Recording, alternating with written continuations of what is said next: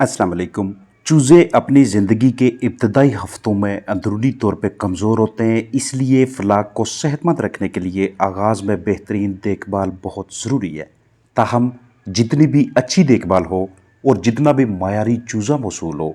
आगाज़ में 1 से 5% के दरमियान अमवात हो जाती हैं, लेकिन इससे ज़्यादा अमवात को संजीदा लेना चाहिए। अमवात की शरह का ज़्यादा होने का मतलब ये होता है कि फ़लाक के साथ कुछ ना कुछ बहुत गलत चल रहा है और फौरी रद्द-ए-अमल दरकार होता है ताकि ज़्यादा नुकसान ना हो। इब्तिदा में चूज़ों की अमवात की वजूहात बहुत से अनासर की वजह से होती हैं, जैसा कि जीनियात यानी वालिदैन की तरफ से जो जीन्स नुकसानदेह होती हैं, उनका औलाद में मुंतकिल हो जाना। इसलिए ये ज़रूरी होता है कि सेहतमंद वालिदैन के चूज़े ख़रीदे जाएँ। इसके अलावा हमारी मैनेजमेंट की वजह से अगर ब्रूडिंग टेम्परेचर दर्जा हरारत बहुत ज़्यादा ऊपर चला जाता है, तो उस सूरत में चिक्स के डिहाइड्रेटेड होने के यानी कि उनके अजसाम में पानी की कमी के इम्कानात बढ़ जाते हैं। फिर चूज़े खुराक कम और पानी ज़्यादा इस्तेमाल करते हैं। कम खुराक खाने से नशोनुमा मुतासर होती है, कमज़ोर होकर अमवात का शिकार होने लगते हैं और बहुत ज़्यादा टेम्परेचर की वजह से वेंट पेस्टिंग वेंट के ऊपर इर्द गिर्द बीठें जमकर वेंट को बंद कर देती हैं। अब वो चूज़े जिस्म से फालतू मवाद बाहर नहीं निकाल पाते और अमवात होने लग जाती हैं। इसी तरह अगर टेम्परेचर बहुत ज़्यादा नीचे चला जाता है तो चूज़ों को ठंडक महसूस होती है, फ़लाक के इम्यून सिस्टम पे मनफी असरात मरतब होते हैं, वो बीमारियों के घर बन जाते हैं, एक दूसरे के साथ जुड़ना शुरू हो जाते हैं ताकि ख़ुद को गर्म रख सकें। अब उन्हें सफोकेशन होगी यानी घुटन होगी और उनकी अमवात होना शुरू हो जाती हैं। लिहाजा ना तो टेम्परेचर बहुत ज़्यादा ऊपर जाने देना है और ना ही इतना नीचे कि ठंडक की वजह से बर्ड्स मुतासर होने लग जाएं।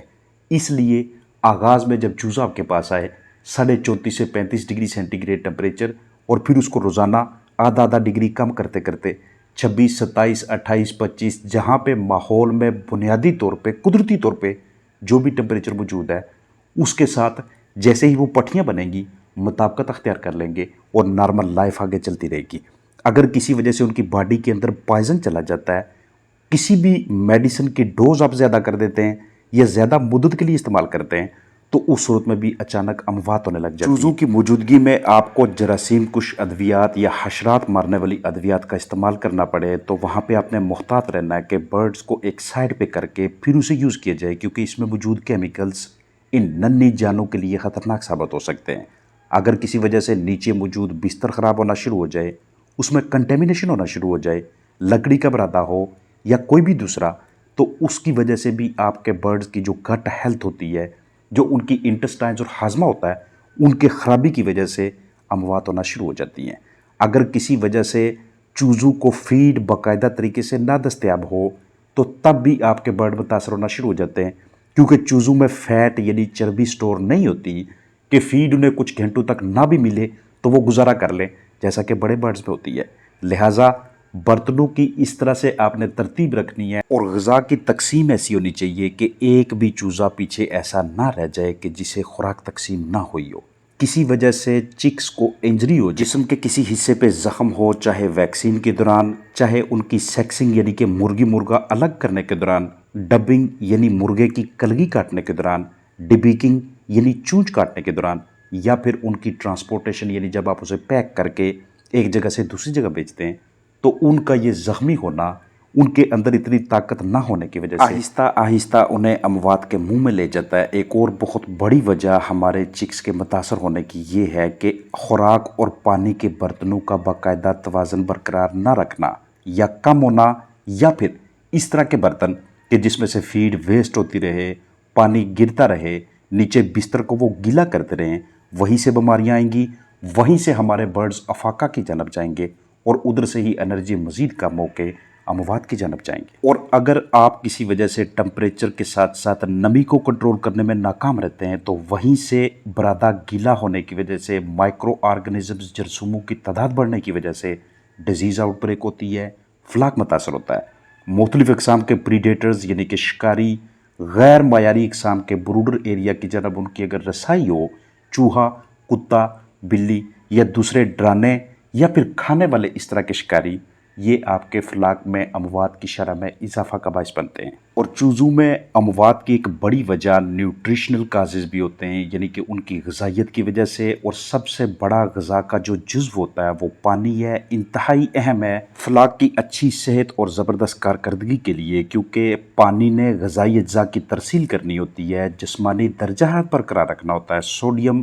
کیلشیم، پوٹاشیم جیسے منرلز کو توازن میں رکھتا ہے۔ گندا پانی دیں گے زیادہ اموات ہوں گی، کم پانی ہوگا تب بھی ڈی ہائیڈریشن کی وجہ سے فلاک متاثر ہوگا۔ اس کے علاوہ اگر فلاک کو چوزوں کو اس طرح کے 2 وائٹامنز کی سپلائی نہ ہو تو تب بھی ان کی اموات کے زیادہ امکانات ہوتے ہیں، ایک فیٹ سالوبل وائٹامنز اور دوسرا واٹر سالوبل وائٹامنز۔ جب فیٹ سالوبل وائٹامنز کی کمی ہوتی ہے، یعنی وائٹامن اے، ڈی، ای اور کے، تو نارمل نشو و نما نہیں ہوتی، اچھی پرورش نہیں ہوتی۔ اگر ان وائٹامنز کی زیادہ کمی ہوگی تو اموات بڑھیں گی، اگر کمی اتنی زیادہ نہیں ہوگی تو تب بھی لنگڑا پن، خون کی کمی، کمزور ہڈیاں اور پیٹ میں پانی بھر جانے کی وجہ سے نقصان کا سامنا کرنا پڑے گا۔ جو واٹر سالوبل وائٹامنز ہوتے ہیں، vitamin C, vitamin B complex, یہ چوزوں کی خوراک کا ضروری حصہ ہوتے ہیں، ان کے میٹابولزم کے لیے، تولیدی نظام کی بہترین نشو و نما کے لیے۔ اس کی بھی اگر زیادہ کمی ہو جائے گی تو برڈ اموات کی جانب جائیں گے، اگر کم کمی ہوگی تو ان کے اجسام پہ پر مکمل نہیں آئیں گے، نشو و نما بھی اچھی نہیں ہوگی، کم وزن، اعصابی کمزوری، خون کی کمی اور مختلف جلدی امراض میں مبتلا چکس نظر آئیں گے۔ اس لیے گھریلو پیمانے پہ اگر ہم اپنے برڈز کو پال رہے ہیں تو ان کی غذا میں ان اہم وائٹامنز کا شامل ہونا ضروری ہے، چاہے وہ کمرشل غذا کی صورت میں ملیں یا گھریلو آرگینک غذا کی صورت میں۔ ڈیزیزز پہ بات کریں، بیماریوں پہ، تو چھوٹے چوزے بیماریوں کے لیے زیادہ حساس ہوتے ہیں، کیونکہ پہلے کچھ ہفتے ان میں بیماریوں کے خلاف لڑنے کی زیادہ طاقت نہیں ہوتی، ماں سوائے اس طاقت کے جو انہوں نے اپنی ماں سے زردی کے ذریعے اینٹی باڈیز کی صورت میں لی ہوتی ہے۔ وہ بھی جو چوزہ کمزور ہوگا اس میں اینٹی باڈیز کم ہونے کی وجہ سے اس کے متاثر ہونے کے زیادہ امکانات ہوتے ہیں، کیونکہ کمزور چوزے ذرا سا بھی ٹمپریچر اوپر نیچے ہونا یا ہیومیڈیٹی میں تھوڑا بہت فرق پڑ جانا یا ماحول کے اندر کسی بھی قسم کا ہلکا پھلکا کوئی تناؤ آ جاتا ہے تو سب سے پہلے ان کی اموات سامنے آتی ہیں۔ پلورم جیسی ڈیزیز، اس طرح کی بیماریاں، مشکل سے چوزے سانس لے رہے ہوتے ہیں، اکھڑے ہوئے پر ہوتے ہیں، سفید پتلی بیٹیں کر رہے ہوتے ہیں، بہت زیادہ شور ہوتا ہے اس فلاک میں، اور اموات کی شرح بھی زیادہ ہوتی ہے۔ اس کے علاوہ ایکولائی آغاز میں آپ کے چکس کے اوپر بہت زیادہ اٹیک کرتا ہے، اور ایکولائی آتا ہے ہمیشہ گندے انوائرمنٹ سے، ہمیشہ اس جگہ سے کہ جہاں پہ آپ نے چکس لانے سے پہلے بہترین طریقے سے اس کی صفائی نہیں کی تھی، اس کو خشک نہیں کیا تھا، اور بروڈنگ نمونیا یعنی فنگس کی وجہ سے۔ اب یہ فنگس انڈوں کے چھلکوں کے ذریعے آ سکتی ہے، ہیچری میں انکوبیٹر کے ذریعے آپ نے نیچے کی جانب جو بستر یا بروڈنگ پیپر یا جو بھی بروڈر ایریا بنایا ہوا ہے وہاں سے آ سکتی ہے۔ تو ان تمام امراض سے بچانے کے لیے بائیو سیکیورٹی یعنی کہ برڈز کی زندگی کے تحفظ کا بہت اہم کردار ہوتا ہے۔ ہمارے علم میں ہونا چاہیے کہ ان تمام وجوہات کی ہم نے پریونشن کیسے کرنی ہے، ان میں روک تھام کیسے کرنی ہے، تاکہ آپ کے پاس فلاک چاہے چھوٹا ہو یا بڑا،